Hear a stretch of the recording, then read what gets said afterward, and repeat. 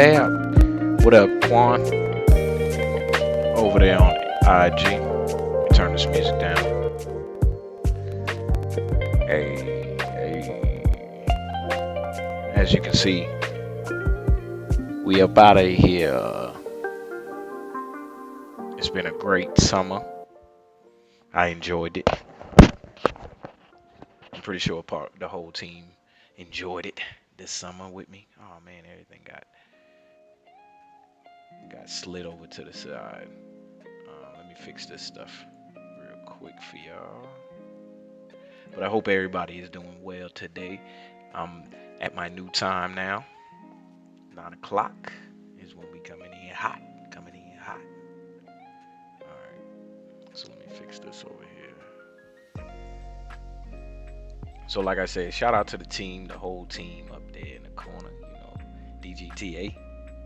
Shout out to everybody who came through and stopped through for interview, who stopped through just to chill with me, who was on the show, wasn't on the show, just kicking it, watching TV. A great day to you too, Zanita67. Thank you for joining in as usual. All right, but yeah, like I was saying, as I slide this stuff back into place for y'all, gotta get it right for IG too. There y'all go. Yeah, my videos and stuff kind of slid out of place. All right, mute that, turn that up. All right, there we go. I promise y'all I had everything in place.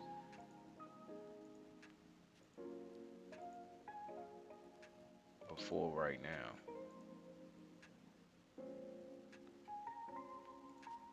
That's crazy.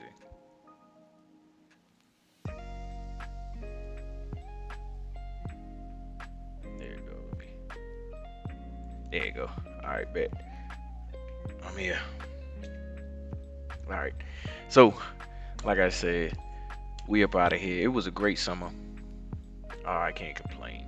I can't complain. I'm glad that I actually did this,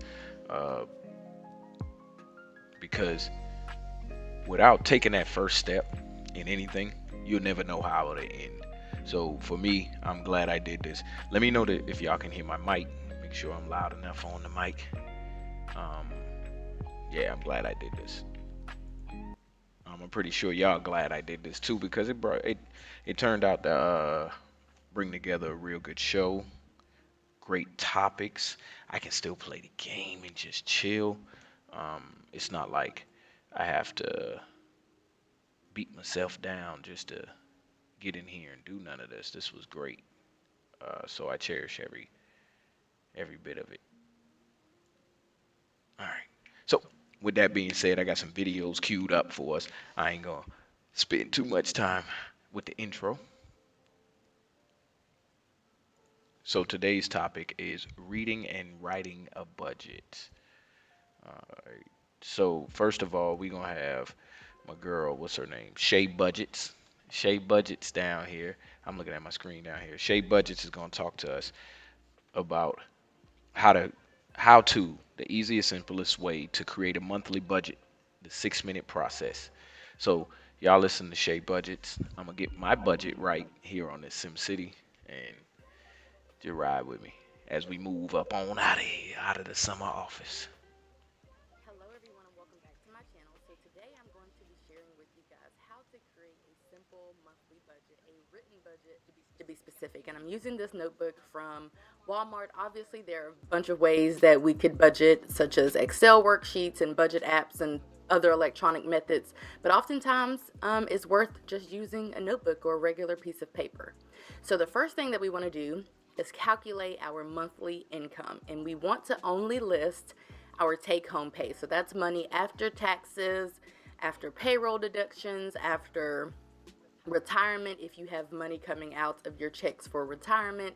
This is the money that is going to come home to you and the money that will for sure cross your bank account. So you want to budget using the minimum amount that you know you will bring in. Obviously, sometimes with PTO and just picking up different shifts and working multiple jobs, we are able to bring in various amounts, but we want to make sure we are budgeting using the absolute minimum that we will bring in. So for purposes of this video, I'm going to be budgeting for or with $2,300. So we want to total that up. So that math is quite easy, but if you need a calculator to do your math, then obviously go ahead and do that. But 1,000 plus 1,000 plus 300 is $2,300. So that is going to be the total income for the month. And this can go for any month. This is for no month in particular. This is just pretty much how to start out. Step 2 is to calculate and list all bills and expenses. So I like to start with Typically, I like to start with fixed expenses first. Those are expenses that do not change from month to month. And then I like to go to variable expenses, which are expenses that do change from month to month. So rent is typically a fixed expense, and eating out or personal spending money or gift money is oftentimes categorized as a variable expense. But I will tell you that I feel like the best way to do this is to list the most important expenses first. So a lot of times your mortgage, your water, your electricity, your food budget, just start listing your bills and expenses from most important to least important, because a lot of times if you're down to, you've gone through all of your bills and all of your more important expenses and you're running a little short on money, then a lot of times that means that you may not get to spend fun money for that month, or you'll have a little less for fun money, or you won't have a lot for eating out. So it's important that we're making sure that our four walls are taken care of and we're budgeting for the most important bills and expenses first and foremost. So I always like to leave in a miscellaneous category, and this is just for unexpected items. A lot of times we forget to budget for things. I do it all the time. I forgot to budget for my friend's anniversary gift this month, and it just happens. So I always like to leave a little bit in miscellaneous, and this is just a mock budget. Obviously, I don't have childcare or a car payment or some of these other expenses, but I just wanted to throw in just some different expenses and not list our expenses. So obviously what we need to do now is total up our expenses. So that is what you see me doing at this very moment. I am adding up the rent, water, cell phone, car payment, renter insurance, childcare, food, fun, and miscellaneous. That gives us a total of $1,830. So our next step, of course, is to subtract our expenses from income. So our income is $2,300. Our expenses are $1,830, and that gives us $470. Now, at this point, it's essentially crunch time. So we have to figure out what exactly we're going to do with that $470 or our remaining funds. So this is where a lot of people decide on if they want to go ahead and purchase a gift for somebody, if they want to go ahead and put some towards savings, if they want to go ahead and take a small staycation, if they want to go ahead and make an additional debt payment. So in this video, I am actually divvying up the funds just in different categories. So I'm not sending all 470 to debt or anything like that, and I will show you that momentarily. As soon as I slide the page up, I will show you how I am divvying up those funds. So I have 200 going towards savings, 30 going towards a gift, and an additional 240 going towards the car payment. At that point, we have spent all of the 470, which is bringing our new remaining balance down to zero. I believe that it is absolutely pertinent that we give every single dollar a job, an assignment, a name, and we budget all of our income all the way down to zero. And that doesn't mean we take our bank account to zero. That just means that we budget for all of our income. That is super important, because had we not done that, then we wouldn't know exactly what to do with the 470 if we just had it just randomly hanging around, because 9 times out of 10, it would go to something that's not important, like eating out or shopping or just excess spending. Another thing that you can do is write in your due dates for your bills. I like to use monthly calendars to write in my paydays and my bills, but a lot of people just kind of mark whenever their bills are due, and that works for them. So anyway, this is pretty much the end of this video. I just wanted to show you guys how to compose a simple monthly budget. This is a tried and true every dollar zero-based budget, and this is the method that my husband and I have used over the last couple of years to pay off $53,000 of debt and to meet some of our other financial goals. And I did use a highlighter, of course, because I'm just a little bit extra, but I could definitely get behind this method of budgeting easily. Also, one last thing that you can do to really be organized with your finances is to maybe just write in all of the expenses that you have for each month, all of the regular expenses, the irregular expenses, birthdays that are coming up, trips that are coming up, anything that you can write in so that you can prepare yourself for financially. So that is it for this video. I hope that you guys enjoyed it and you learned from it, and I will see you in my next one. Bye, guys. All right, so that's the We're first. talking budgeting today. Budgeting. That's the first video I wanted us to watch. Now, let me get the second one queued up. As you can see, I ain't been able to play nothing on my game because it's like as soon as I get up, y'all don't even care.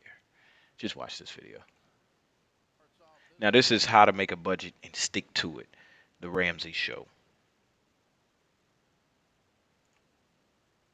Hi, Sam. How are you? Good. How are Sam starts off this hour in Indiana. Hi, Sam. How are you? Good. How are you? Better than I deserve. What's up? So, my wife and I, we just had a baby here a few months ago, our first one. And after sitting down and looking at our money and our debt, and after listening to your show some, I've gotten fairly nervous about, where my financial standing is. And I guess my question is, how do I make a budget and then be able to make myself and my wife, make ourselves stick to it? Okay. It's a good question. right, The here great we go. news about having a baby, and congratulations, is it makes you get serious about stuff like that, and starting to get your act together on some things. That's very cool. I'm glad Right. I'm glad y'all are doing that. Okay, so number one, when you do a budget, it is not a straitjacket. It is you telling you what to do. Okay. Okay, so it's a guardrail. Yes, sir. It's don't run off the road. Yes, sir. And so Okay. the two of you sit down and say, for groceries this month, we want to spend X. And by the way, as a side note, whatever you think you're spending on groceries, you're spending more. So the first month, go ahead and beef that one up, okay? But, Okay. okay, we're going to spend X on entertainment, okay? I'll just make up a number, $50, okay? We're just going to put $50 in the entertainment category. And then what you do, the two of you are in agreement that the reason we're limiting our entertainment spending to $50 is so that, and so that's a big deal, we can get control of our money, get out of debt, create a great life for the new baby. And so the great Right. life for the new baby is, and change your family tree is the goal, not punishment for entertainment. Let me read that comment. You see what I'm Right. saying? And so it makes it real Yeah. easy. It's like when you look Well, I'll at let it the and video we're at finish. $40 and to go this movie costs another $30. We don't have that. We got $10 left in the budget. We can't go to the movie because we decided that it was more important to straighten our family out for the good of our child than it is for us to entertain our butts off. hmm And so you are limiting you, and then of course you write it out and you keep up with it and you track it throughout the month, and the every dollar budget will do that for you. Okay. Get that every dollar app. It's free and you can build it in about 10 minutes. That's all it takes. Okay. And you'll be able to, both of you will have it on your phone, and you can look at it and keep up with it, and just go, we don't have that. So the answer is, you have to. Everyone has a limit on everything. A budget is just admitting it, Mhm. because no one has infinite money, Right. Right. and so you just say, okay, at this point, we're not going to spend any more because we believe in a bigger goal, a more noble goal Yes. than simply buying more crap at the grocery store, or Okay. or I need the shirt that's on sale, or whatever it is, right? And so, Right. but then the interesting thing is the things you do spend on, you've given yourself permission to do that, so you don't feel weird or guilty about Yes, it. sir. That's my guy. Right. So, like my daughter Rachel Cruz, who teaches Ramsey Personality, teaches on budgeting all the time, says a budget is permission to spend. Okay, got you. Okay. Because you've said we're going to spend this much on clothes, and so as long as you don't go over that amount, then you know, you feel like you're a hero. You bought clothes instead of like, oh Right. God, what'd you spend there at the store, man? You know, it's like, Right. but we're on the same page. We're working together. So you need a good why. You got a good why. It was born the other day. You have a wonderful why, right? And you Yes, need to be sir. on the same page with your spouse and a game plan, and then have your guardrails laid out, and then stick to them. Yes, sir. So very good start. Very good start. My Honored to guy. have you in our audience. Thank you. All right. So hold up. Now that was good. Josh That is was with us. good. Josh is in Ohio. Pause Hi, this. Josh. Welcome to So, I have been doing a budget. This is Anita67 said. I've been doing a budget for many years, and it is a great tool to use. I have mine on a spreadsheet because you can do many things with it. One thing I have on my budget is to see what my average yearly spending is on an item across the years to see my trend in spending. Wow. You know, I'm actually glad that we do this every single Friday because we need a wholesome approach to how to expand into greater. We don't need like this aspect over and over and over again. We need the whole broad approach. And every day we're all trading something for something else, whether it be time, whether it be money, whatever. You trading something for something else. So training yourself on that skill is very, very important. And oh my gosh, I'm about to sit and listen to 3 more, 4 more, 5 more budgeting videos because I always feel like my money is dwindling down and I can be saving. Quick story. So I paid my bills yesterday. Let me stay over here. So I paid my bills yesterday. And with paying my bills, I always feel great. I'm like, yeah, just like he said, like you're a hero. You know what I'm saying? So as I'm paying my bills, I'm noticing that eventually some of these bills are going to go away. So let me put that into perspective. If I'm making X amount of dollars and I'm paying X amount and it's soon going to go away, like as in I've paid it off, I'm getting X amount of money back. So like he said, it's nothing wrong with having that budget to see how much money you're going to get back. And whereas where you just paying, and not taking accountability of it at no point, it seemed kind of like a no-brainer to sit down and everybody should be doing a budget.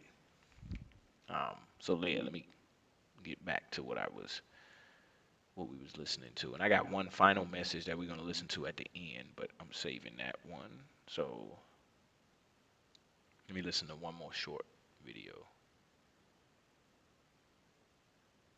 All right, girl, let's see what's up. This is Accountant Explains. Money habits keeping you poor. All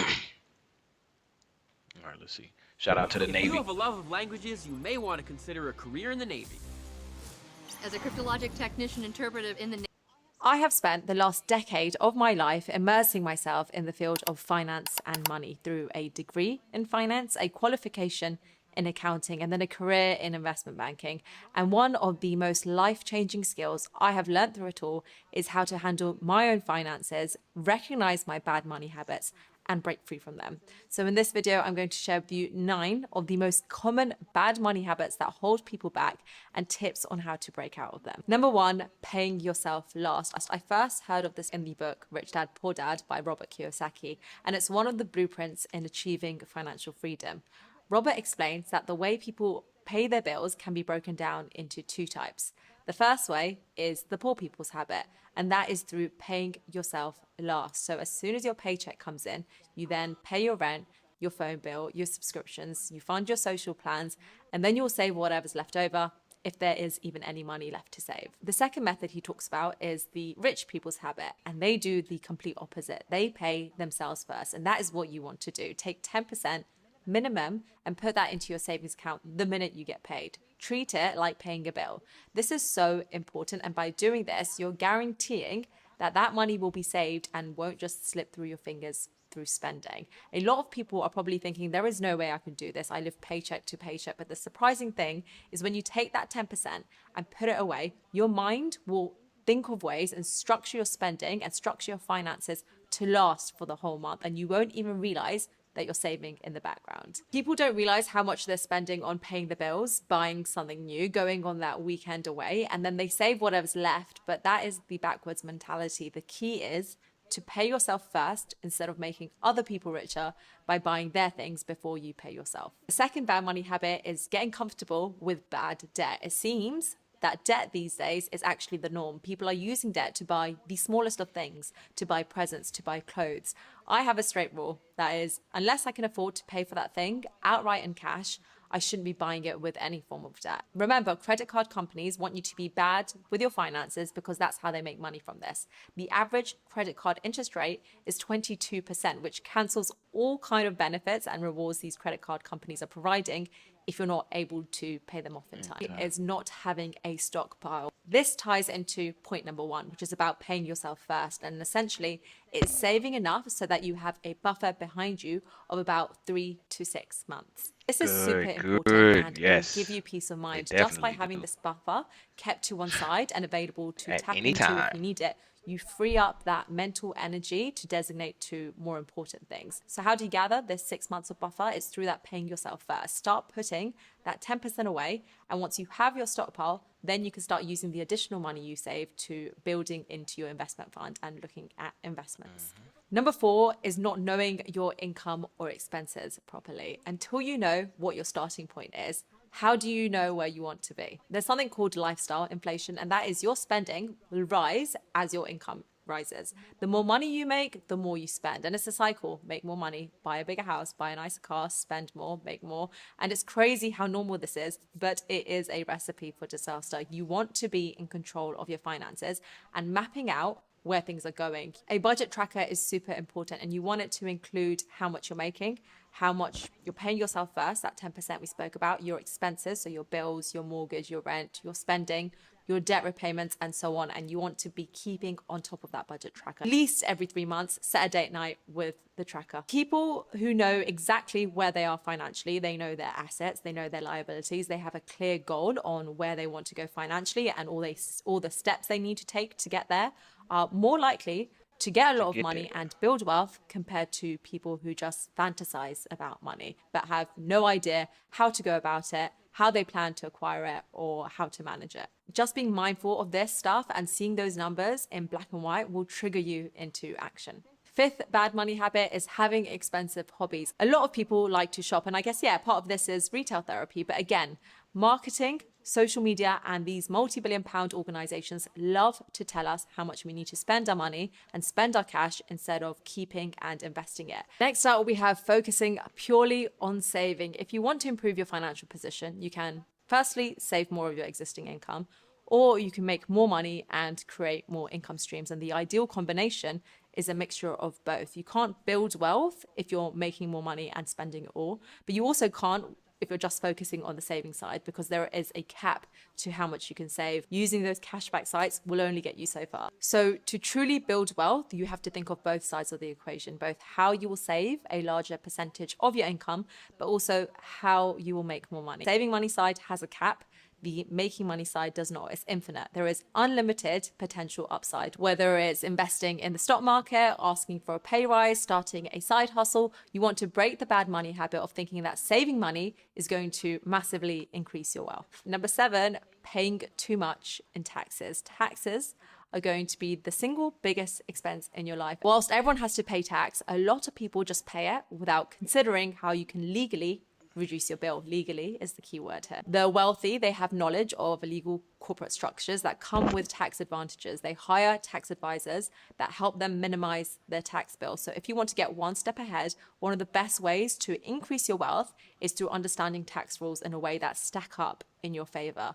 For example, investing through an ISA or a Roth IRA, which is an investment account that shelters your dividend and profit from taxes, or operating under a business instead of an individual if you're a solopreneur. All of this stuff is absolutely legal. And if you are someone who disagrees with this and prefers to pay more taxes, regardless of whether or not you can reduce it legally, then it doesn't hurt to understand the tax rules and reduce that tax bill so that you can instead use the money to give back to things that directly align with your values instead of letting someone else decide where that money should be going. If you want me to make a video on tax, I was planning to. I already have a summary on what I want to include, but I have been a bit skeptical about whether to release this. It's a topic that can go either way. So let me know in the comments below if you want to see that. Number 8, waiting too long to invest. When you start having savings, you have that stockpile, that buffer that we spoke about, then you want to start looking at investing that money so that your money starts working for you, and you want to diversify those investments so you can weather different situations that come around in life. But you want to avoid leaving that money in a bank account, because inflation is a thing, and it means that you're essentially losing money every year. So I have a mixture of safe investments, of riskier investments that I'm willing to lose as well. Start looking at different investment strategies once you've saved up enough. Don't leave any additional money, more than you need to, in a bank account. I have another video on what you can be doing with your money in times like the current recession, and I'll link that here for you as well. There's always going to be reasons why you can't invest, because you don't have time, you don't have enough money, you don't know where to start. But the longer you put off investing, the harder you will have to work to get that same level of financial freedom as someone who starts investing earlier. It may just be finding the right person or the right tools that help you resonate with your finances in a way that most appeals to you, whether that's through an employee perspective, an entrepreneur perspective, someone who is a less of a risk taker, someone who is more of a risk taker. But there will be someone who kind of matches your investing style more closely. Thank you so much for watching. If you like this video, you may also enjoy another one that I've linked here on building wealth and making money work for you. In this video, I'm going to rate 7 passive income ideas. All right, so now in this, everybody gonna keep saying pretty much the same thing. You know, bad habits, bad habits, bad habits. But what I want to highlight that they are saying as well is the fact, well, the sitting down and taking note of what you're spending, i.e. a budget. If you do that, I already see it for myself. I'm like, yeah, put 10 here, 20 there. It's like I said, it's a no-brainer. So I wonder if they got a TED talk on it. Oh.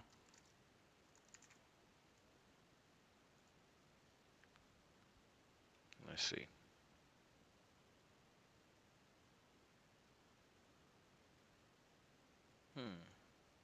Let's listen to my man's financial literacy and the social media. So, TED Grandview Heights. Business? If you're not looking on LinkedIn, you're looking in the wrong place.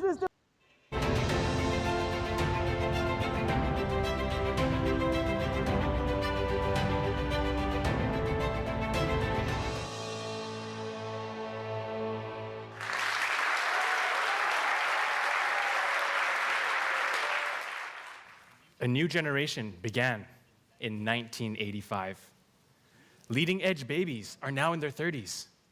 I'm one of them, and we are the social media generation. We are unlike any generation the world has ever seen. We are educated, competitive, and high-tech. But we have a massive weakness. It is our lack of financial literacy. Financial literacy is being able to understand money and how it works. How many of us understand good debt versus bad debt, compound interest, and the idea of paying ourselves first?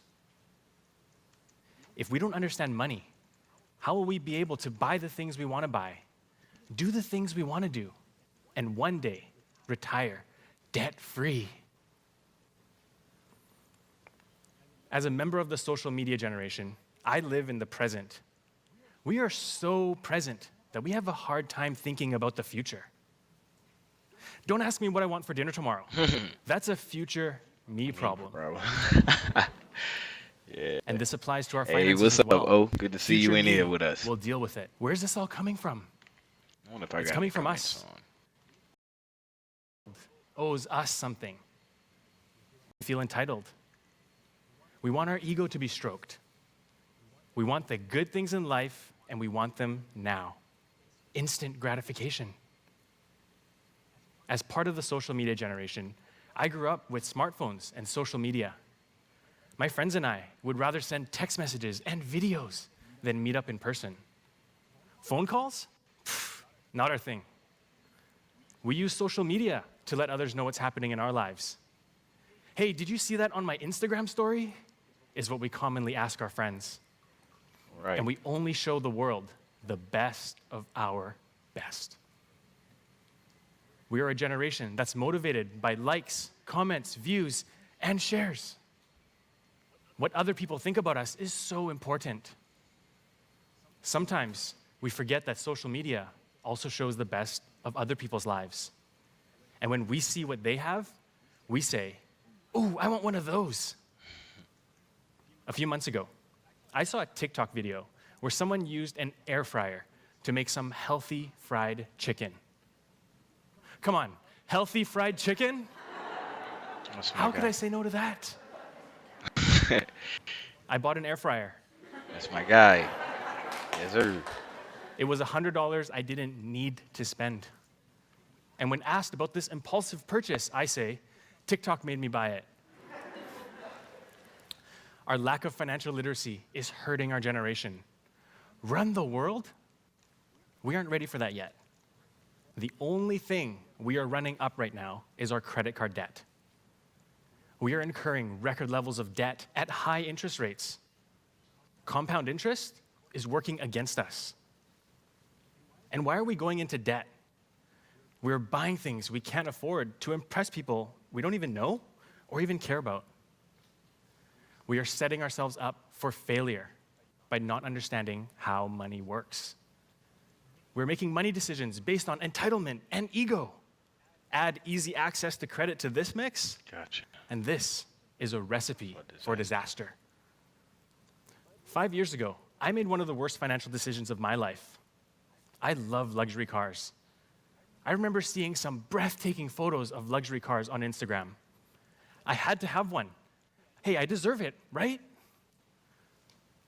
So I sold my fully functioning, paid off, practical car and upgraded to the luxury model, just like the one online.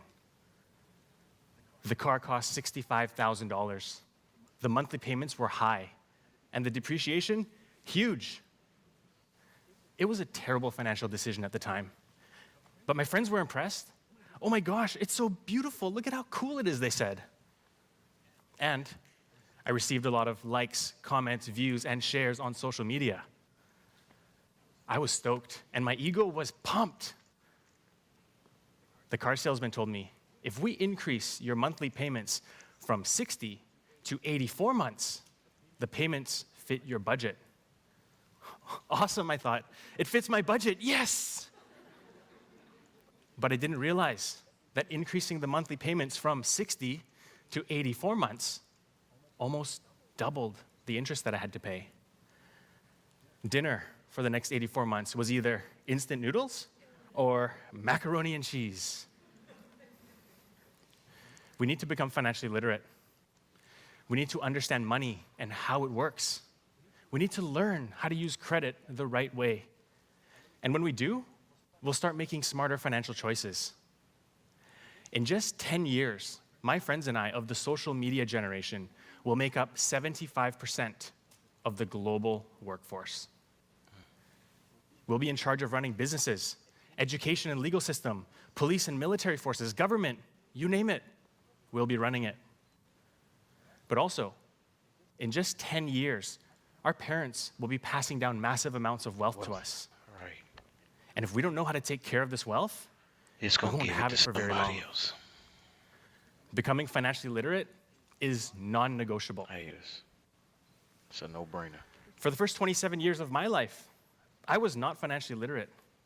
It took me a long time to admit this. I am a CPA, a chartered professional accountant. And I incorrectly assumed that I was financially literate. I was always good with my money. I always spent less than I earned. But that didn't mean that I was financially literate. I didn't have financial goals, a budget, a retirement plan, or an emergency fund. And in my professional life, I was busy chasing job titles, promotions, and pay raises. I craved instant gratification. I demanded what I thought I deserved. And if I didn't get what I wanted, I would go find a new job. I saw my peers getting promoted through updates on LinkedIn. I had to keep up with them. And as I moved from job to job, my salary increased. This was great, but it did not improve my financial literacy. In fact, it covered it up.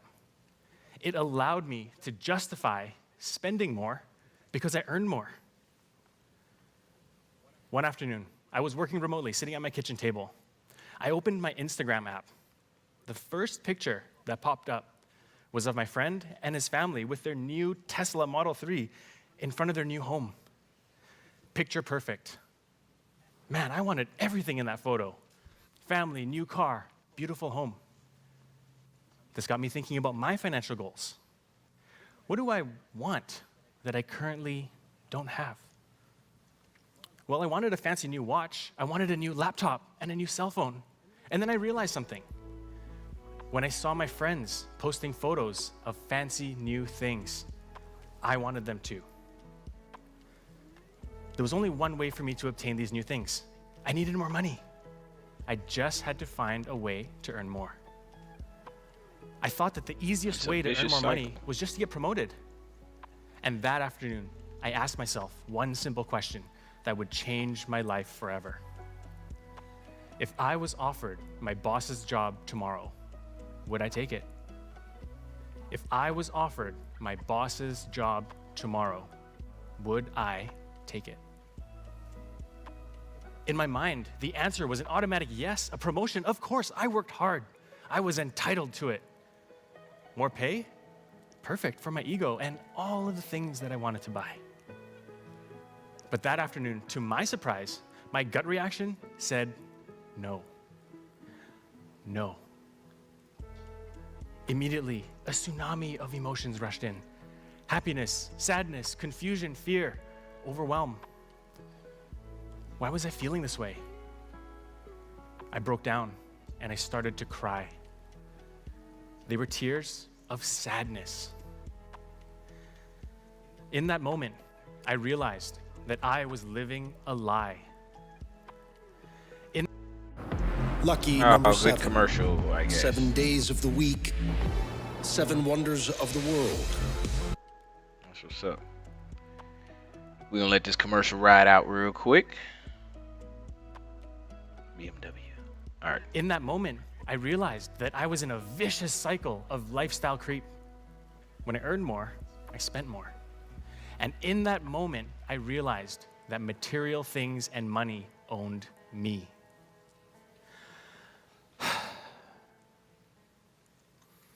I wasn't working to fulfill my purpose and passion in life.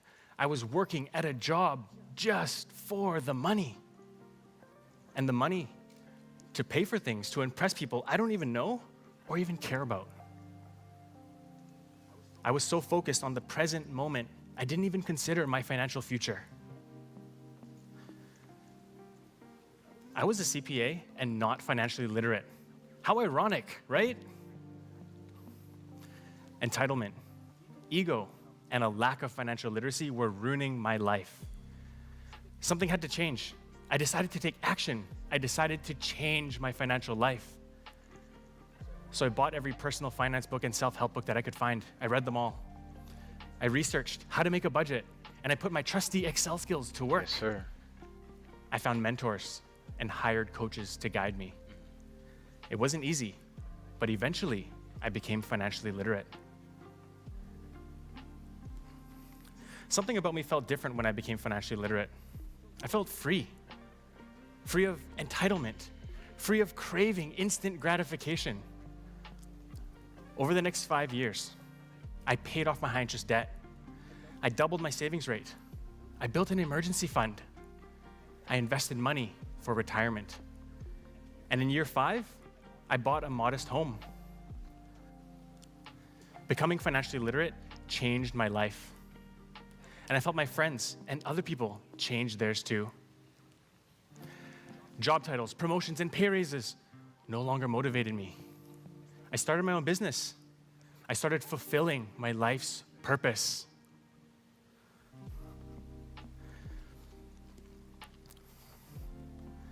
Financial literacy is being able to understand money and how it works. It starts with understanding that good debt is debt used to purchase assets. Bad debt is debt used to purchase liabilities. It starts with paying ourselves first. And this means 10% of our income goes into a savings account or investment for the future. It starts with making smarter financial decisions today, regardless of what you see on social media. And this means saying yes to a staycation because your financial goals say that you want to buy a home in 5 years. We, the social media generation, are the future leaders of our world. It's so important that we understand how money works. Becoming financially literate is non-negotiable. Your future is depending on it. Our world's future is depending on it.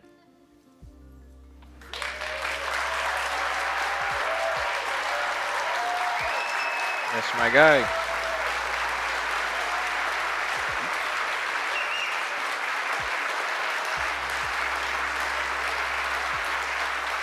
Yeah, I knew they had a good TED talk on that on this subject. I'm gonna go through the whole first hour with just listening to the talks. I don't want to jump in, but gotta go to this. Oh no, I got a better one.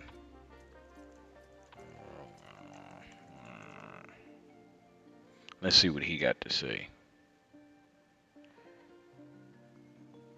All right. So Joe Rogan experienced 1309 naval revocation. This one only 6 minutes. All right.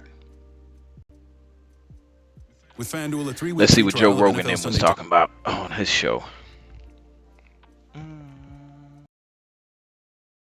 Like there's, with many people, this stress of this question is also accentuated by unhappy lives.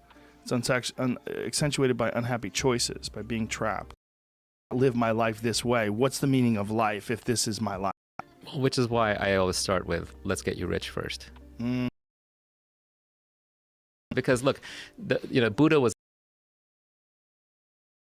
he got to go off in the woods.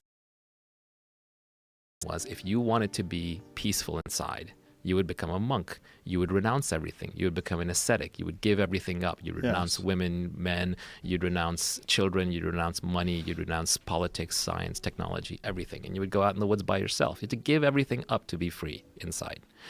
Well, today we have this wonderful invention called money, where you can just store stuff up in a bank account, okay? And you can basically save up. You can work really hard. You can do great things for society, and society will give you money for giving it things that it wants and it doesn't know how to get. And then you can save that up, and you can live well below with your means, and you can find a certain freedom in that, and that will give you the time and the energy to pursue your own internal peace and happiness. So I believe the solution to making everybody happy is to give them what they want. Let's get them all rich, let's get them all fit and healthy, and then let's get them all happy. Are those things even possible? Absolutely. Everyone can be rich? Everyone can be rich. Everyone. Here's my thought exercise for you. Now it seems like we're in an infomercial. Everyone can be rich. I'm not selling Look at my home. This is my Rolls Royce. So that's a good point. Right. So everything that I've ever created on this topic of how to make money, I will never charge $1 for. Because that would ruin it. That would show that I'm just another huckster who's trying to get rich off of you. There are no get-rich-quick schemes. That's just somebody else trying to get rich off of you, right? So to me, it's more of a philosophical contribution where for it to have meaning and to be legit, I can't charge you anything for it. But yes, everybody can be rich. And let me give you a thought exercise, okay? Imagine if tomorrow we could wave a wand and everybody was trained as a scientist or an engineer. Everybody. Even if you weren't very good, you had enough understanding of computers, you could write some code, you could build some hardware. And don't tell me people can't do it, because they can. That's just the tyranny of soft expectations. That's just you looking down on somebody else. They can do it. They just have to be educated. Now, if they're educated all as hardware, software engineers, scientists, biologists, technicians, hard sciences, not the social sciences, we would all be done within 5 years. Robots would be doing everything from cleaning toilets to cooking food to flying airplanes to driving Ubers. And what would we be doing? We would be doing all creative jobs to entertain each other and researching science and technology. We would have wonderful lives. So it is really just a question of education, nothing else. Is this a scale issue, though? I mean, you're talking about it What's as if up? this Oh, would what's work good, with Laylo? 300 million Good to have you people. in here with us. 10 billion people. It'll work with Really? a spacefaring race with 100 trillion people. Just We have the build a resource. spaceship. You're talking about it as if Science and technology. We would have A financial literacy class should be something. Hold on. Should be something everyone should take. It really helps you to know when to and when not to and how. So many people live just to get money. True saying. The more you make, the more you spend. Word.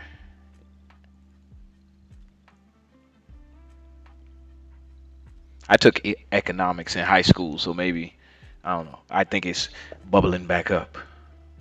full lives. So it is really just a question of education, nothing else. Is this a scale issue, though? I mean, you're talking about it as if this would work with 300 million people. It'll work with 10 billion people. It'll work with Really? a spacefaring race with 100 trillion people. Just We have the build resources. spaceships. We have the ability. The universe is infinite resources. You build a, have you heard of a Dyson sphere? Mhm. You build a Dyson sphere on a star and you gather all its energy. Like that, there's so much energy out there. One asteroid's got all the minerals that we need. One sun, one solar system has got all the power we will need for a long, long time. We can extract it out of nuclear fusion. We're not that far from those kinds of technologies working.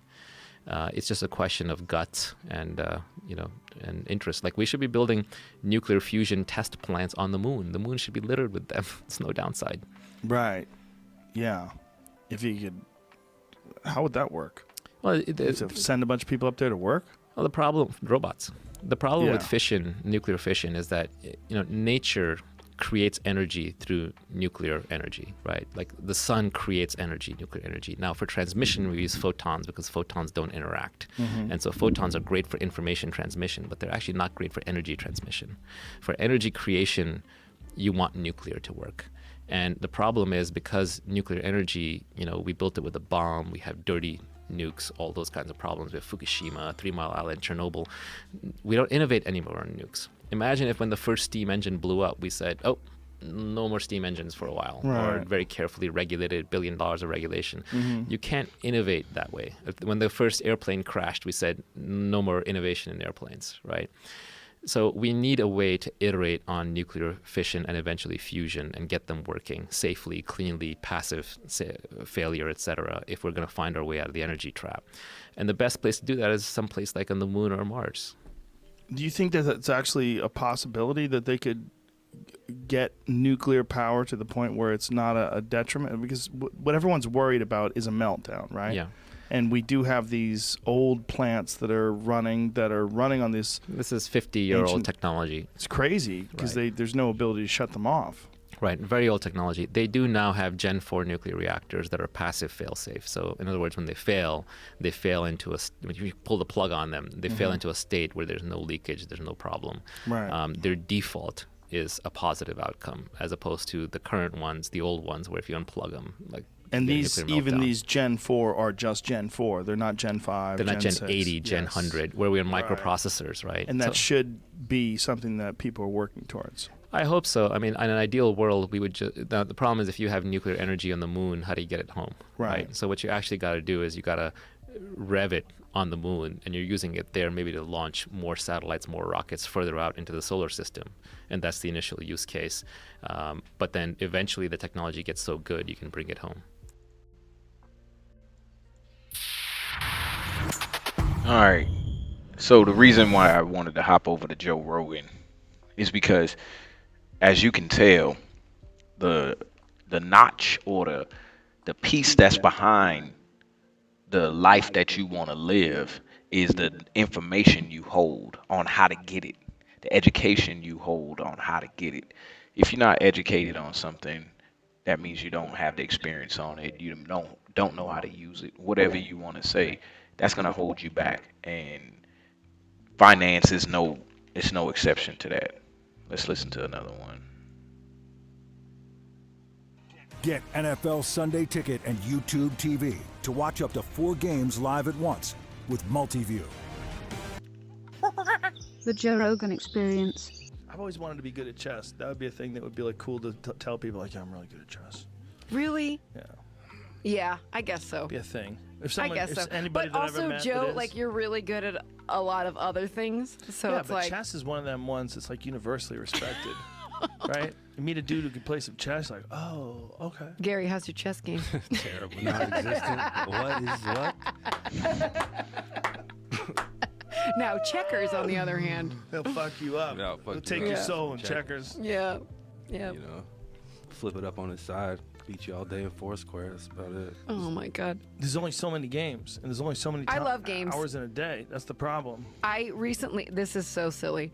My dear landlord / friend invited me downstairs to play this game that was created by the Rich Dad Poor Dad author. Oh, I heard of that And game. I can't. Created by the. Oh, it's the author of fun. that book? Yeah, and it's I can't remember. I don't know what it's Ah. called, but it Is it called Suck My Dick? It's No. called Suck My Dick. No. Bitch. And it's a the financial heck? game. It's like an adult Monopoly. Oh, okay. Adult And you Monopoly. get out of the- Monopoly was an adult You get out game. of the rat race. Rat Race. I'm always scared when I play Monopoly. You get out of the rat race. I think And that then was you the go name to of like it. big dogs, and it's very enlightening because you're kind of like buying property, and then you're like making deals, and there's something about it. Cash that- flow. Did you read Rich Dad Poor Dad? No. It's interesting. It's an interesting way to approach your relationship with money. If you've ever struggled with it or weren't sort of given a I'm gonna buy crash this. course on how to handle it or not handle it. Like, what did you get out of it? I got that the power that money can have over you is something to reconcile with, you know, in a way that you can live a healthier life and you know, not obviously in a consumerist society, like you kind of have this constant like I need, you know, all that stuff. But Rich Dad Poor Dad, I first of all, I read half the book. I didn't read the whole book, so I can't really like speak on the entirety of it. But it gave me a different level of confidence that money was taking from me. You know, like the work as an artist, like I chose the life to be a musician. I could have lived in Cleveland and sold spaghetti and had a comfortable life, but I didn't do that. And because my family has they have a great restaurant. That ship has sailed because it's like out of my immediate family's hands. But at the time, I've had many, many moments in my life where I was like, should I move home and just like ditch this music thing because that would be so much easier. And money's been like this, you know, you kind of have, I've had a roller coaster and it can like rule my sleep and rule my happiness and my anxiety. But when I read Rich Dad Poor Dad and then in conjunction with this board game I played with Russell, it really, it's so funny. It seems, you know what? It seems like part of the whole illusion of reality, and obviously you need money to survive, but the stock that we put into it is pretty incredible. You know, and like the things that we think that we need in order. When our children start asking for money to get and buy things, that is when we should start teaching them about money and financial literacy. Yes, because they're gonna need it. They will need it. Yes. And I feel like there's this weird mind game I'm always playing with it. Yeah. Like in terms of like getting to the next level in my music career, like it's going to take this much. How are you going to get it? You know, all that stuff. But at the end of the day, I think when you sort of release your white knuckles on the thing, it all works itself out. I know that sounds pretty, you know, broad, but I think of money as something that's entangled into life. Like Yeah. There's great aspects to what you can do with your money, but it's entangled into your life in a weird way. There's what you currently can do, right? Based on your circumstances, Sure. based on your life, your health, your responsibilities.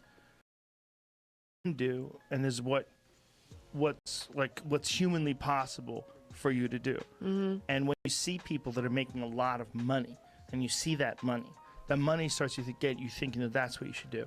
Yeah. You should do that money thing, whatever that, That money money is. No. thing. Yeah. I used to make less money. Now I make more money, and that makes more money than even I make. I got to do what that is to get more money. But then you do that, you realize, oh, but this isn't fun. Right. Yeah. Now most of my day is spent doing something that's not enjoyable, that's not what I want to do. So then it's what you want to do, what you can do, what's possible, and what you want to do. And they don't always go together. Sometimes what you can do is like you have too much responsibilities, and you're always going to feel short-sighted by life because it's random and it's crazy and it's chaos. But the money thing can trick you. Like if you have a certain amount of money in the bank, like Brian Callen said it best to me. He's like, once you go to a restaurant and you don't worry about what food costs, he goes, everything else is bullshit. I was like, dude, you're right. Yeah. Because that's when you're free, right? When you know your rent is paid, you know your gas is paid, your car payment's paid. You're not worried about it at all. You can just go eat. Let's go eat. You don't care. You leave a nice fat tip. Thank you. Good night. Bye. That's when you're rich. Right. Everything other than that is like, what are you doing? Like, you just trying to score points? Because that's what we're doing. We're trying to get the high score. Everybody wants to get the high score. That high score. Like, you're in there fucking playing Centipede all day. Like, you What's can't, Centipede? I never thought about it like old that. school arcade game. They used to come down like this. You shoot at them. Pew, pew, pew, pew, pew, pew. It's Pong era. Like, just past Pong. It's super old school dork shit. That's funny. But that's what it's like. Yeah. It's like, Yeah, the minute you stop obsessing about it, it stops becoming a problem. Yeah. In some ways. I mean, it depends on your situation, but yeah, for me, it feels like this weird, like, spiritual grapple. I'm just like once I chill out, all the things start. Yes, always, because you're more relaxed. If you're more relaxed, you're better. If you're better, you attract people that want to do stuff with you. Like desperate people. Yeah. Or anxious people, or the worst is angry people. People that are angry that they've been fucked over by the system somehow or another. I'm not angry. I will say that. And I feel really grateful for that. Like, with how hard I work in, like, trying to get the things that I really want, I don't feel jaded or cynical about it. I feel really excited. It's going to be I'm a little really tired romantic at the same once you make time. it. When you become gigantic, it's going to be really romantic. That'd be nice. These times you're going to look back on. Me and Brad Pitt. Just fucking banging it out with Brad Pitt, doing the best music you can do. Just hoping for the future to be bright. Yeah. There's something about these days, though. Like, you almost have to appreciate them, because when they're gone, they are gone forever. All right, so that was Joe Rogan talking to us. I'm going to get one more in there. Please welcome President Ronald Reagan. My man. Has a few questions. Everything. Kevin, how have you been? Yeah. Are you always like? All right. Talk about positive, Kevin. How have you been? Yeah. Are you always like that? It's the things that I look at that are so easy. You're not just positive, though. You're like crazy ambitious. That's the thing that always gets me about you and The Rock. For sure. It's like the ambition's off the charts. Like, I know you're rich as fuck. Like, when do you think you got enough? You don't have enough. There's no enough. I don't have enough because it's not over. It's not over. It's not over. So, when you put a cap on it, you're putting a punctuation to it. And the ambition comes from seeing what's out there that can be obtained. When you see what's out there. Like what? You mean physical things? Like what do you mean? When you see what's out there, when you see where people are really gaining wealth and knowledge from, okay? The business relationships that you're able to acquire, the people that you're able to partner with and create certain things, different revenue streams. What I found is, as a young black guy from North Philadelphia, the biggest problem within our community is knowledge. We don't know. Debt is welcomed because it's celebrated. That's all we know. Yeah, I'm gonna get that credit card. I'm gonna fuck that credit card up. It is what it is. They gotta figure that out. I ain't got it after that.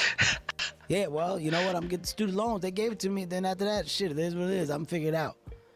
And I put the cable bill in your name, you put it in my name, we can switch it up, whatever. They do it, then let's just put it in somebody else's name. It's welcome.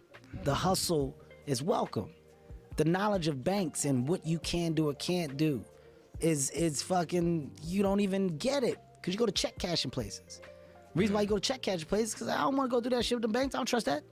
Go right there to check cashing place. Let me get mine. Let me get mine now. Take $30, whatever, let me get it. The knowledge isn't given.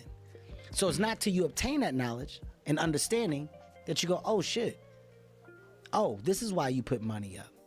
Oh, this is how you increase versus decrease. Oh, this is how you earn on your money.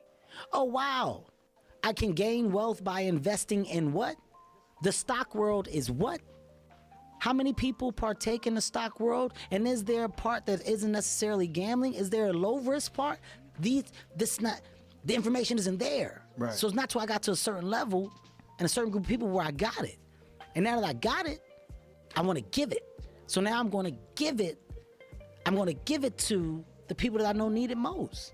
And for me, that younger generation of black people that don't understand the cool thing is in financial longevity. Not in the now. It's not in the moment for jewelry, not in the moment for the car. It's in the longevity. It's in building so at the end of the day you can say, look at what I have. Look at what I worked for, look at what I have that's mine. Monopoly is real, but you have to have the financial understanding. And I teamed up, I got Chase right now, we're doing something called Financial Fitness, where it's just about me educating people on money. Really? How to manage money, how to be smart with your money. But it's coming from a person that fucked up money. I didn't always understand it. I owed in taxes before because I didn't understand it in the beginning. I had bad credit. Credit cards wouldn't take me because I maxed out, whatever. I've been there, I've done it. Thank God I was able to fix it and get on the right path. And now that I have the knowledge, I want to give it. Because we simply don't know. So when you say the end game is getting to a point where I've taken all the knowledge that I've been able to get over these years and really applying it and providing family wealth. When it's all said and done, the last name Hart is going to mean just more, a lot more than just Kevin Hart and comedy. You Heartbeat Productions, you got Heartbeat Digital, you got Heartbeat Ventures, you got Heartbeat Real Estate. There's so many things that the last name Hart will be attached to. You sell real estate? Kevin Hart doesn't sell real estate. I buy real estate. I don't sell it. I like how you talk about yourself in the third person. Yes, I'm sorry about that. I don't sell it. I buy it. But the reason why is because investment. Yeah. But as you get older, you learn this. You learn it. And you know, it's such a thing when you talk about black versus white. You know, a lot of people do that. And rightfully so. Like there is racism. Racism exists. I'm not unaware of that. But there is a high volume of it that's non-existent to people that are good people. And when you can merge yourself with good people and follow the paths that you see that these good, successful people have taken, you then become a part of a world and group that nobody expected you to be in. So for me, I now have the position to do that and take all of these relationships and all this knowledge and take it back to the people that need it most. I like to share. I don't want it all by myself. Now, are you doing this in the financial stuff? Are you doing this in videos? Are you like releasing Not videos? in videos, no. Like, We're starting. We're going to start Financial Fitness, like I said, with Chase, JP Morgan Chase, Jamie Dimon, very good guy, Tashonda as well. They're help leading in charge and just saying, how can we get to the people that we feel need the financial information the most? So I said, put me out there. Like, let's go directly to the consumer. So from colleges, from high schools, senior classes, junior classes, going out and talking to people before they go into the next stages of their life about the things that you should know. So you're going to speak to them? Is that what you and just share personal information. Are you going to put this stuff online as well, though? Yeah. You'll be able to track and find content from it, but I'm authentic.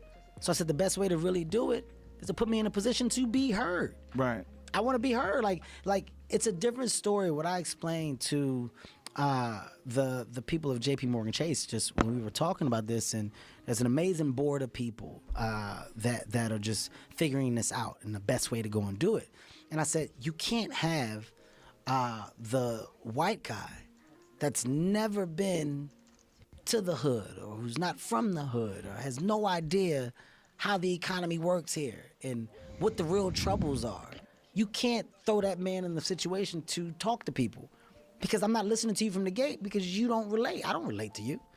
But throwing somebody in a situation that's lived it, that's been in it, that's been fucked up in it, made it out of it, and is now coming back to help. Right. It's a different ball game.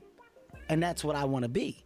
And, you know, we have other voices outside of myself very powerful voices that are going to do it as well. But the purpose is to align ourselves to really make a change. So you can either be the conversation about making change, or you can be a part of the action to do it. I want to be a part of the action. And in doing it, you'll also be able to understand my drive. You'll get why I do so much. You'll get why my hand is in so much, because I have access to it. And the question should be, why not? Yeah. The question shouldn't be, yo, why is he doing everything? It should be, why aren't you? Why aren't you trying to do everything? Why not? Hey. Go listen to all my music. Okay, so we done listened to budgeting. We done talked about how Kevin Hart feels it's important for us to have that education about what money is and what money does. That was from 5 years ago too. Those last two videos.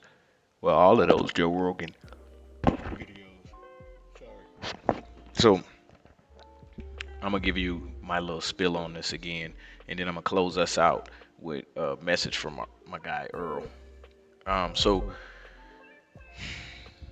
we all spend money all the time. We also spend time. We also pay attention to things we spend time and money on. To bring this home on for these Fridays, I want to say that educate yourself at least at some point throughout your week, your month, on how you're spending your money and your time and what you're paying attention to. And what I mean is, whether you create a physical budget where you sit down and you account for every dollar, whether you sit down and you meditate and really focus in on how you've been spending your time, do the thing that is necessary so that you can account for the most out of what you're getting here in this life, the most out of your money, the most out of your time, the most out of what you're paying attention to. Because if you sell yourself short, then yeah, you're gonna come up short. So with that being said, I'm gonna let Earl take us home. This is gonna take us to about 10:44, 10:45, and then I'll close us out. All right, listen up. Take a test that will last 30 days. It isn't going to be easy, but if you'll give it a good try, it will completely change your life for the better. Now, back in the 17th century, Sir Isaac Newton, the English mathematician and natural philosopher, gave us some natural laws of physics which apply as much to human beings as they do to the movement of bodies in the universe. And one of these laws is that for every action, there is an equal and opposite reaction. Simply stated, as it applies to you and me, it means we can achieve nothing without paying the price. The results of your 30-day experiment will be in direct proportion to the effort you put forth. To be a doctor, you must pay the price of long years of difficult study. To be successful in selling, and remember that each of us succeeds to the extent of his ability to sell. Selling our families on our ideas, selling education in schools, selling our children on the advantages of living the good and honest life, selling our associates and employees on the importance of being exceptional people. To, of course, the profession of selling itself. But to be successful in selling our way to the good life, we must be willing to pay the price. And what is that price? Well, it's many things. First, it's understanding emotionally, as well as intellectually, that we literally become what we think about, that we must control our thoughts if we're to control our lives, that as ye sow, so shall ye reap. Second, it's cutting away all fetters from the mind and permitting it to soar as it was divinely designed to do. It's the realization that your limitations are self-imposed and that the opportunities for you today are enormous beyond belief. It's rising above narrow-minded pettiness and prejudice. And third, it's using all your courage to force yourself to think positively on your own problem, to set a definite and clearly defined goal for yourself, to let your marvelous mind think about your goal from all possible angles, to let your imagination speculate freely upon many different possible solutions, to refuse to believe that there are any circumstances sufficiently strong to defeat you in the accomplishment of your purpose, to act promptly and decisively when your course is clear, and to keep constantly aware of the fact that you are, at this moment, standing in the middle of your own acres of diamonds, as Russell Conwell used to point out. And fourth, save at least 10% of every dollar you earn. It's also remembering that no matter what your present job, it has enormous possibilities if you're willing to pay the price. Now let's just go over the important points in the price each of us must pay to achieve the wonderful life that can be ours. It is, of course, worth any price. 1. You will become what you think about. 2. Remember the word imagination and let your mind begin to soar. 3. Courage. Concentrate on your goal every day. 4. Save 10% of what you earn. And 5. Action. Ideas are worthless unless we act on them. Now, I'll try to outline the 30-day test I want you to make. Keep in mind that you have nothing to lose by making this test and everything you could possibly want to gain. There are 2 things that may be said of everyone. Each of us wants something, and each of us is afraid of something. I want you to write on a card what it is you want more than anything else. It may be more money. Perhaps you'd like to double your income or make a specific amount of money. It may be a beautiful home. It may be success at your job. It may be a particular position in life. It could be a more harmonious family. Each of us wants something. Now write down on your card specifically what it is you want. Make sure it's a single goal and clearly defined. You needn't show it to anyone, but carry it with you so that you can look at it several times a day. Think about it in a cheerful, relaxed, positive way each morning when you get up. And immediately you have something to work for, something to get out of bed for, something to live for. Look at it every chance you get during the day and just before going to bed at night. And as you look at it, remember that you must become what you think about, and since you're thinking about your goal, you realize that soon it will be yours. In fact, it's yours really the moment you write it down and begin to think about it. Look at the abundance all around you as you go about your daily business. You have as much right to this abundance as any other living creature. It's yours for the asking. Now we come to the difficult part. Difficult because it means the formation of what is probably a brand new habit, and new habits are not easily formed. Once formed, however, it will follow you for the rest of your life. Stop thinking about what it is you fear. Each time a fearful or negative thought comes into your consciousness, replace it with a mental picture of your positive and worthwhile goal. And there will come times when you'll feel like giving up. It's easier for a human being to think negatively than positively. That's why only 5% are successful. You must begin now to place yourself in that group. For 30 days, you must take control of your mind. It will think about only what you permit it to think about. Each day for this 30-day test, do more than you have to do.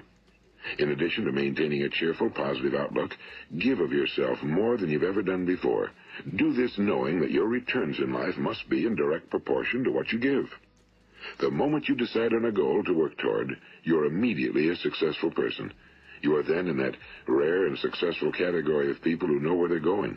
Out of every 100 people, you belong to the top 5. Don't concern yourself too much with how you're going to achieve your goal. Leave that completely to a power greater than yourself. Keep them constantly before you this month of your test. Ask, and it shall be given you. Seek, and ye shall find. Knock, and it shall be opened unto you. For every one that asketh receiveth, and he that seeketh findeth, and to him that knocketh it shall be opened. It's as marvelous and as simple as that. In fact, it's so simple that in our seemingly complicated world, it's difficult for an adult to understand that all he needs is a purpose and faith. For 30 days, do your very best. If you're a salesman, go at it as you've never done before, not in a hectic fashion, but with the calm, cheerful assurance that time well spent will give you the abundance in return you deserve and want.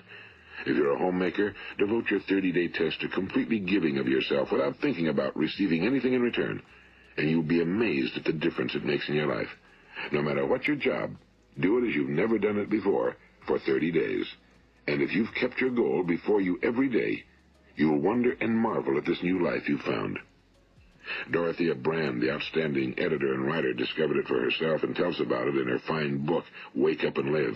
Her entire philosophy is reduced to the words, act as though it were impossible to fail. She made her own test with sincerity and faith, and her entire life was changed to one of overwhelming success. Now, you make your test for 30 full days. Don't start your test until you've made up your mind to stick with it. You see, by being persistent, you're demonstrating faith.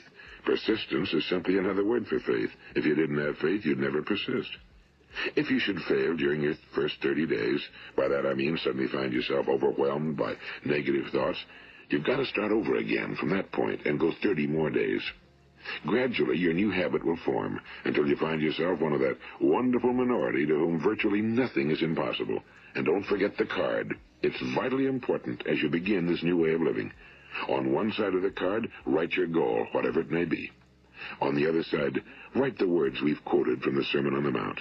Ask, and it shall be given you. Seek, and ye shall find. Knock, and it shall be opened unto you. Nothing great was ever accomplished without inspiration. See that during these crucial first 30 days, your own inspiration is kept at a peak. And above all, don't worry. Worry brings fear, and fear is crippling.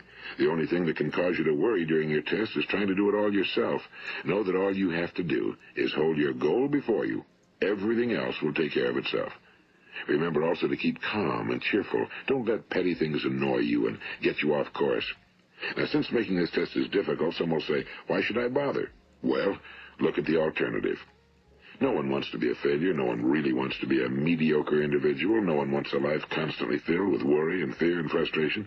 Therefore, remember that you must reap that which you sow. If you sow negative thoughts, your life will be filled with negative things.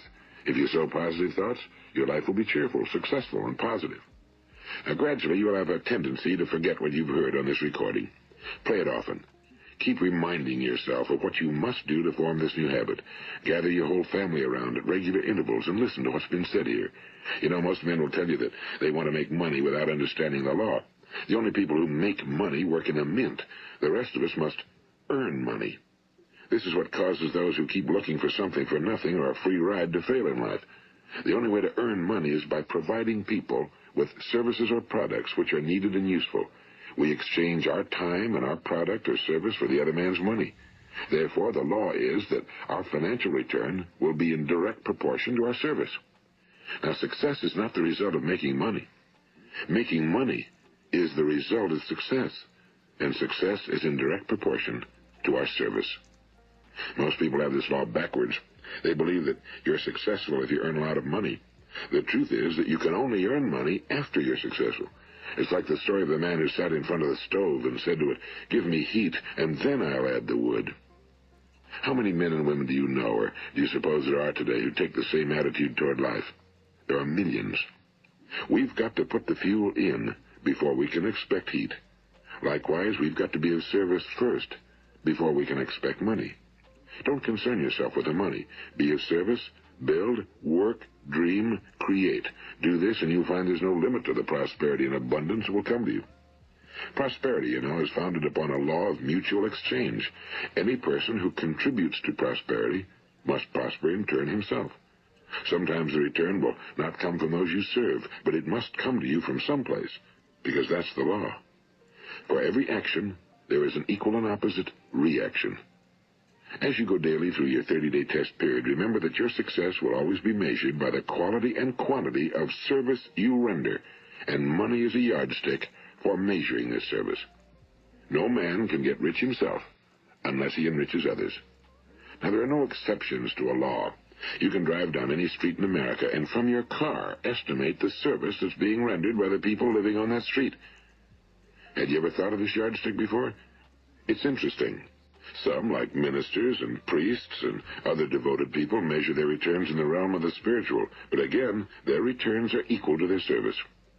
Hey, it was good. Training Day. Join in, been there with me. Appreciate y'all. If he wants more, if y'all still in more here, service to those from whom he receives his return. If he wants less, he has only to reduce his service. This is the price you must pay for what you want. If you believe you can enrich yourself by deluding others, you can end only by deluding yourself. It may take some time, but just as surely as you breathe, you'll get back what you put out. Don't ever make the mistake of thinking you can avert this. It's impossible. The prisons and the streets where the lonely walk are filled with people who tried to make new laws just for themselves. We may avoid the laws of man for a while, but there are greater laws that cannot be broken. An outstanding medical doctor recently pointed out 6 steps that will help you realize success. 1. Set yourself a definite goal. 2. Quit running yourself down. 3. Stop thinking of all the reasons why you cannot be successful and instead think of all the reasons why you can. 4. Trace your attitudes back through your childhood and try to discover where you first got the idea you couldn't be successful, if that's the way you've been thinking. 5. change the image you have of yourself by writing out a description of the person you would like to be. And 6, act the part of the successful person you have decided to become. The doctor who wrote those words is a noted West Coast psychiatrist, Dr. David Harold Fink. Do what the experts since the dawn of recorded history have told you must do. Pay the price by becoming the person you want to become. It's not nearly as difficult as living unsuccessfully. Make your 30-day test, then repeat it again, and each time it will become more a part of you until you'll wonder how you could ever have lived any other way. Live this new way, and the floodgates of abundance will open and pour over you more riches than you may have dreamed existed. Money? Yes, lots of it. But what's more important, you'll have peace. You'll be in that wonderful minority who lead calm, cheerful, successful lives. Start today. You have nothing to lose, but you have a whole life to win. This is Earl Nightingale, and thank you. That's my guy. All right, so a lot of where Earl pulled his information from is a book called Think and Grow Rich. And so I wanted to highlight that. What he spoke about is a 30-day challenge. You take 30 days, you write down your goal. It could be anything. It could be something small. But for this talk today, we're going to use finance, something financial. Write down your financial goal, whether it be to save a certain amount, invest a certain amount, whatever it is that you want to do as your financial goal. And for 30 days, you focus on you focus your mind on attaining that goal, achieving that goal, getting whatever it is that you wrote down on your paper. You got to go a solid full 30 days and let your mind roam. Let your mind be fruitful. Let your mind produce abundant thoughts, not thoughts of doubt or thoughts of having less. So I still got a few more minutes, so we're gonna listen to one more thing, then we'll get up out of here for the day.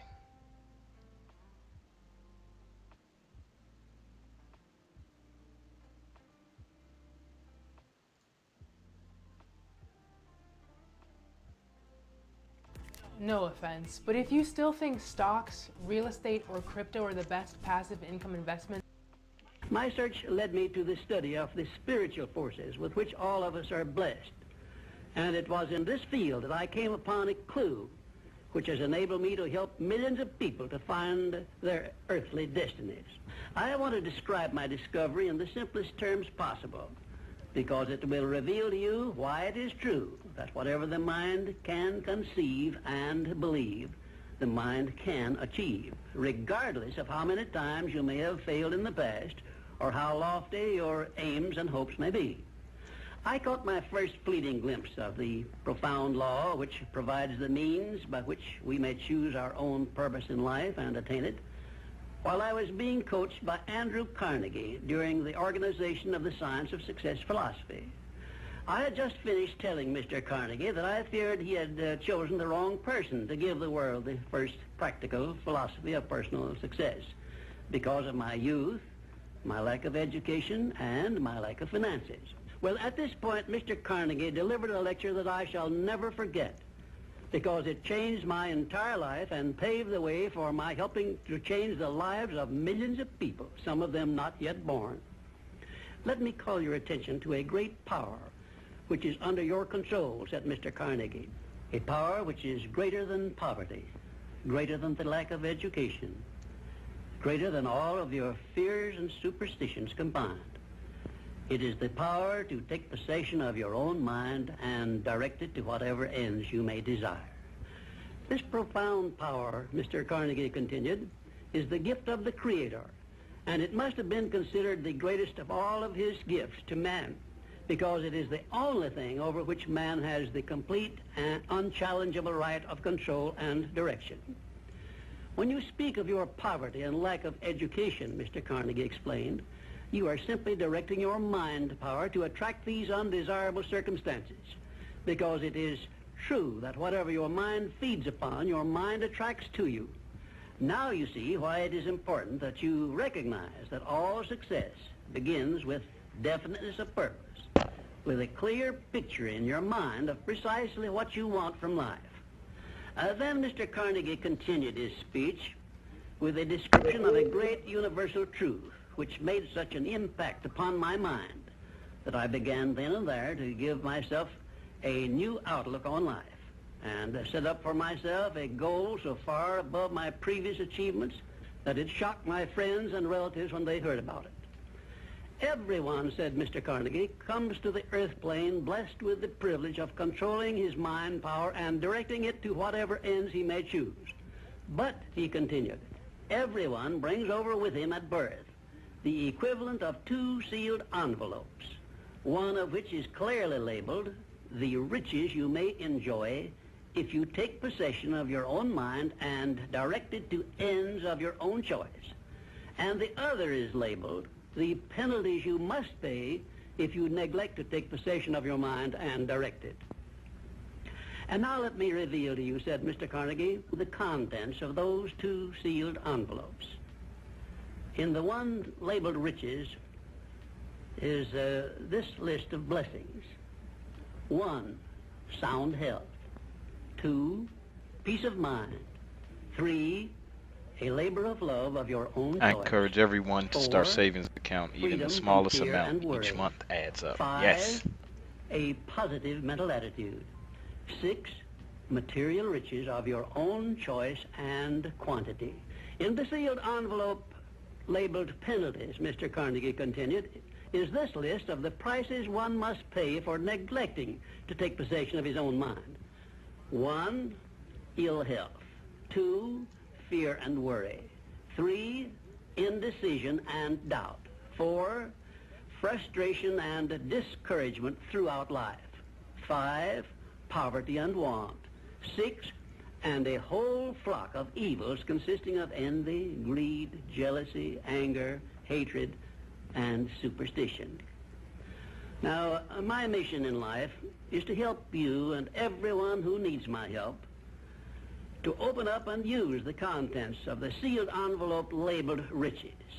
And the starting point from which you must take off if you wish to write your own ticket from here on out for the remainder of your life, I will describe for you in these simple instructions. 1, procure a neat pocket-sized notebook, or something on the order of this one here, loose leaf affair. And on page 1, write down a clear description of your major desire in life, the one circumstance or position or thing which you will be willing to accept as your idea of success. And remember before you begin writing that your only limitations are those which you set up in your own mind or permit others to set up for you. And 2, on page 2 of your notebook, write down a clear statement of precisely what you intend to give in return for that which you desire from life. And then start in right where you stand now to begin giving. And 3, memorize both of your statements, what you desire and what you intend to give in return for it, and repeat them at least a dozen times daily. And always end your statements with this expression of gratitude for the blessings with which you were gifted at birth. I ask not, O divine providence, for more riches, but more wisdom with which to accept and use wisely the riches I received at birth in the form of the power to control and direct my mind to whatever ends I desire. If you are not too successful or self-satisfied to accept and express this profound prayer, if you accept it and express it in the same spirit of humble sincerity in which I pass it on to you, a new and a better world will reveal itself to you. A world in which you will see reflected the circumstances and the things which you yourself have created. And now let me close this, our first visit, with my favorite expression of gratitude. O divine providence, I ask not for more riches, but more wisdom with which to make wiser use of the riches you gave me at birth, consisting in the power to control and direct my own mind to whatever ends I desire. Yes, sir. So that was Napoleon Hill. My name. Speaking to us right there. I added 100 more people to my city. So as we close out here today and we close out the summer office months, I want to leave y'all with this message. Your mind is where it's at. Now, you can go and you can explore other people's mind. But we already done heard twice this week that it's none of your business. That right there is none of your business. So, as we close out this week, I want to say thank you for everybody. Thank you to everybody who helped me get to this point. The only reason I was able to reach this point right here, where I am actually able to chill and do what I love and what I want to do, is by using my mind. Plain and simple, hands down. So you do the same, everybody, and it'll bring you all of the abundance that you want in your life. You already got it, like we just heard my man say. So keep getting it. It's no end to it. So I'm gonna go ahead and close this thing out. I'm gonna take this poster off the wall. Yeah, it's been fun. I'll see y'all on DGTA TV next week, same time, same place. Expansion pack starts at 11. I mean at 9 now, 9 a.m. to 12. So don't be looking for me at 11 o'clock no more. I'm gonna be on at 9 for everybody who watch. And we're gonna be switching channels, but we ain't gonna do that immediately. We're gonna start out slow with that thing, with that part. But this is DGTA TV. I'm your host, Dan F. Man, here on Expansion Pack, and we're gonna go ahead and get up out of here. We ain't gonna beat this thing down no more. I already saved my game too, so. All right.